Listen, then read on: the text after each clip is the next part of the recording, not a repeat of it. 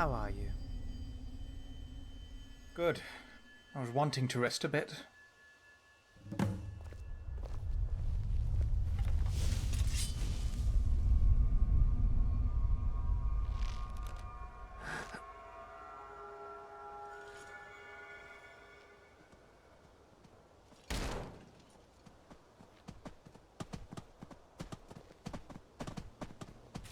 Blackreach.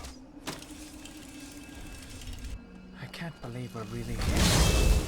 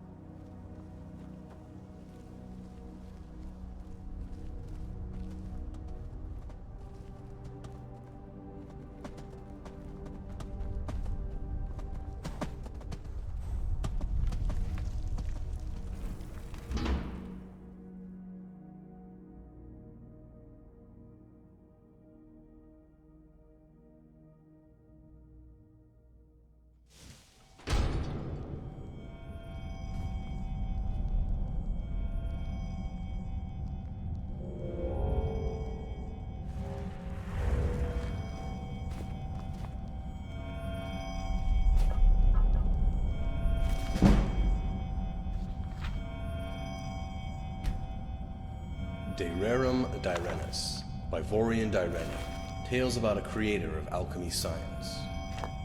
I am 611 years old.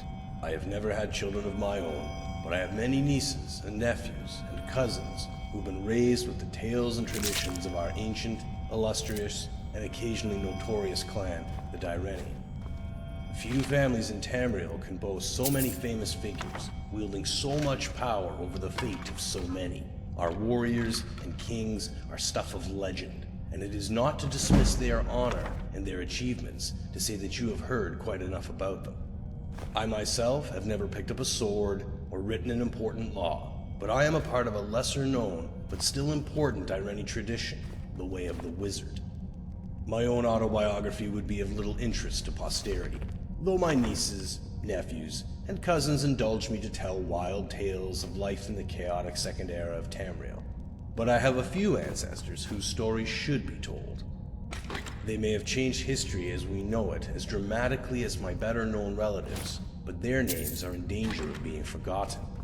Most recently, Lysandus, the king of Daggerfell, was able to conquer his ancient enemies of Sentinel, in part thanks to his court sorceress, Medora Direni. Her grandfather, Yavron Direni, was imperial battle mage to the court of the Dunmer Empress of Tamriel, Kateria, assisting her in creating peace in a time of turmoil.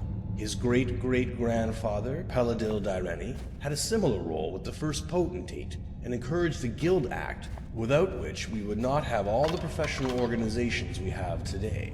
His ancestor, many times back, was the witch Raven Direni, who with her better-known cousins Aiden and Ryain brought an end to the tyranny of the latter Elysian Empire. Before the Sigics of Artaeum, it is said, she created the art of enchantment, learning how to bind a soul into a gem and use that to ensorcel all manners of weaponry. But it is a story of an ancestor even more ancient and more distant than Raven I wish to tell. Azlael Direni harkens back to the humble beginnings of our clan, in the tiny farming village of Tirigal on the banks of the river Keomas, which was then called the Dyren, hence the family name.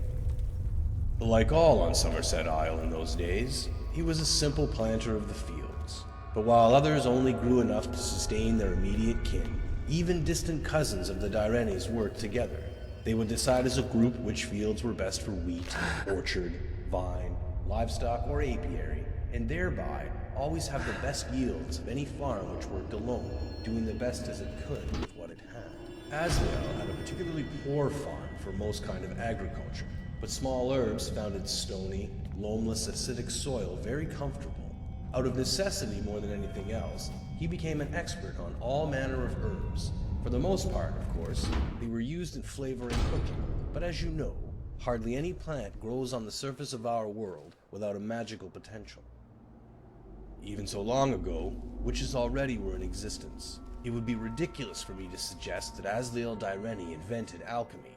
What he did, what we can all be grateful for, is that he formulated it into an art and science. There were no witches' covens in Tiragel, and, of course, there would be no mages' guild yet for thousands of years, so people would come to him for cures. He learned for himself the exact formula for combining black lichen and rue brush to create a cure for all manners of poison, and the amount of willow anther to crush and mix with chokeweed to cure diseases. There were few much greater threats in Tiragel in peaceful days than disease or accidental poisonings. Yes, there were some dark forces in the wilderness, trolls, chimera, the occasional malevolent fairy folk, and will-o'-the-wisp, but even the youngest, most foolish Aldmer knew how to avoid them. There were, however, a few unusual threats which Asliel had a hand in defeating. One of the tales told of him that I believe to be true is how he was brought a young niece who had been suffering from an unknown disease. Despite his ministrations, she grew weaker and weaker every morning. Finally, he gave her a bitter-tasting drink, and the next morning, ashes were found all around her bed. A vampire had been feeding on her, but Asliel's potion had turned her very blood into poison without harming her in the least.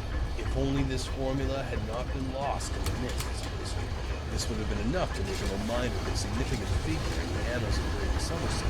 But at that point in history, a barbarian tribe called the Lochbar had found their way down the Dyren River and recognized Tiragel as a rich target for the raiders. The Dyreni, not being warriors yet, but simple farmers, were helpless and could only flee and watch the Lochbar take the best of their crops, raid after raid. Asliel, however, had been experimenting with the vampire dust, and brought his cousins to him with a plan. The next time the Lochbar were sighted on the Dyren, the word went out, and all the most When the barbarians arrived in Tiragel, they found the farms deserted, and assumed that all had fled as usual. As they set about stealing the bounty, they suddenly found themselves under attack by invisible forces. Believing the Dyreni farms to be haunted, they ran away very quickly. They attempted a few more raids, for their greed would always eventually overpower their fear, and each time they were set upon by attackers who they could not see. As barbaric as they were not stupid, and they changed their mind about the source of their defeat. It could not be that the farms were haunted, because the crops were still being tended and harvested, and the animals seemed to show no fear. The Lochvar decided to send a scout to the farm to see if he could spy their secrets.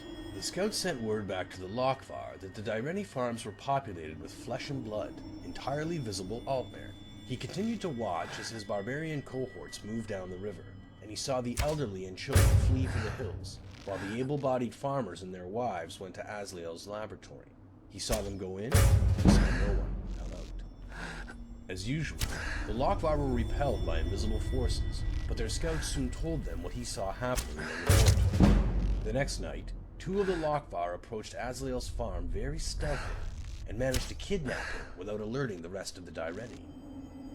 The Lochvar chieftain, knowing that the farmers could no longer count on the alchemist to make them invisible, considered an immediate attack on the farms. But he was a vengeful sort, and felt he had been humiliated by the simple farmers. A crafty plan emerged in his mind. What if the Dyreni, who always saw his barbarian tribe coming, for once did not? Imagine the slaughter if no one even had a chance to flee. The scout had told the chieftain that Asliel had used the dust of a vampire to make the farmers invisible, but he was not sure what the other ingredient had been. He described an incandescent power that Asliel had mixed into the dust. Asliel, of course, refused to help the Lokvar, but they were experts in torture as well as pillage, and he knew he would have to talk or die. Finally, after hours of torture, he agreed to tell them what the incandescent power was. He did not know the name, but he called it glow dust, the only remains of a slain will-o'-the-wisp. He told them they would need a lot of it if they wanted to turn the whole tribe invisible for the raid.